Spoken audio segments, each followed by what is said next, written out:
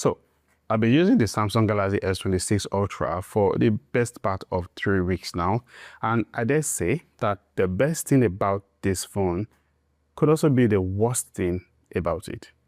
Let me explain.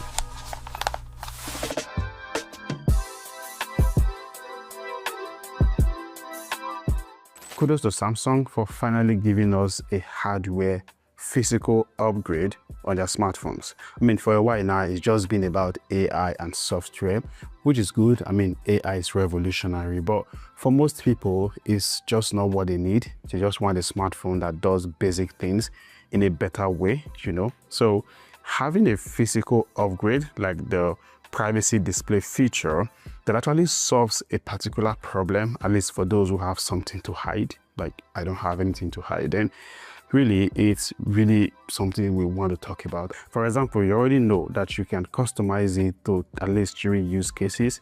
Number one, you can select the different applications that you want to use it for, like your banking apps or your crypto apps, you know, the ones with sensitive documents that you don't want anybody to see.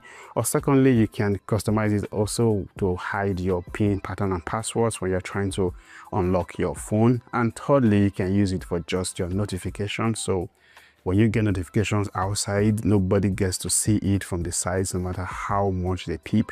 Now, these are really good use cases, but if you really want to take my advice, I would say this should be the only 3 instances or use cases that you want to use the privacy display feature, because anything more than that, it basically ruins the display of the smartphone. This is what I mean. So we all know that the Galaxy S26 Ultra has like the best display in any smartphone right now. I mean, S25 Ultra was great. This is even better. So when you're looking at pictures on the display of the S26 Ultra, you see how vivid, how bright, how beautiful, how really nice they look. Yeah. Now look at what happens when I just swipe down to the quick settings, tap on the privacy display feature and turn it on. You can see how washed out, how pale, how boring the pictures now look. It completely reduces the quality of the display.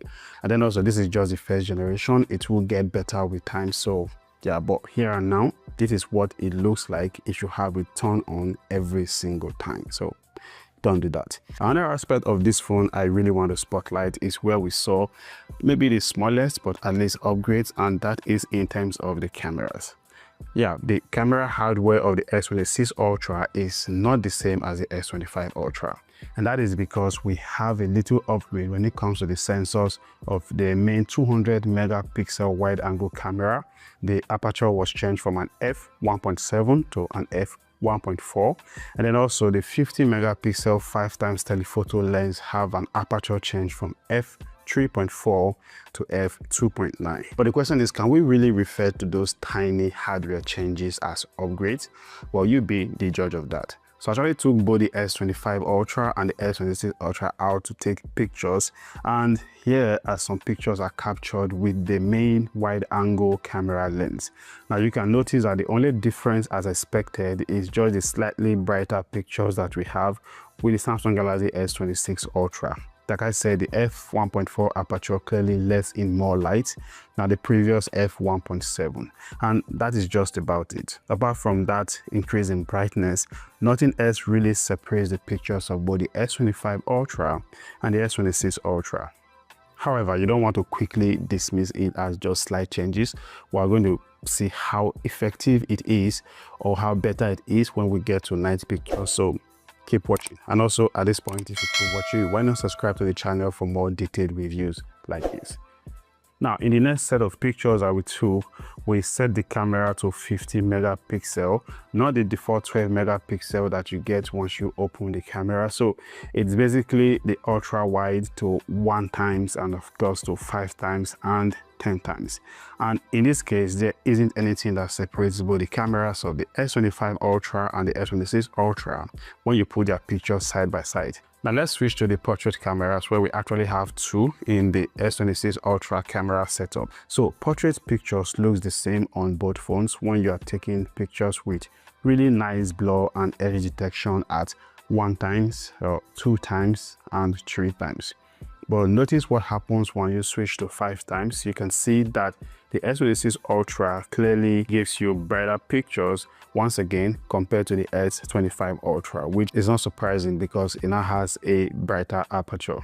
Another good case is this one right here. You can see how well it lights up the other side of my face better while still maintaining the other beautiful aspects like the very nice background blur and the colors in these pictures. And that can just be the difference between a good picture and a great picture. Now let's see how these cameras compare indoors. This time around we had to go to a very beautiful cafe, and as expected, the Galaxy S26 Ultra did better in low lighting conditions, and that is in both modes, whether you were taking pictures in the regular photo mode or using the portrait cameras. And as the night came along, you could clearly see now why those little hardware upgrades were really important. So personally, for somebody who likes photography, who takes lots of pictures and record videos with my phone, I would say those little upgrades come in really handy in most of my situations. And then there's also the so much talked about horizontal lock, which is another really nice feature because it takes video stabilization to the best level you can think of. So if you don't have a gimbal or you have really shaky hands, you basically can record highly stable videos with the Samsung Galaxy S26 Ultra. And then let's also talk about the APV video codec, which is Samsung's answer to Apple ProRes, which is really good because it means if you're a professional, you can use your Samsung S26 Ultra to capture videos in log, and it gives you that flexibility when it comes to color correction and color grading, which is really, really good.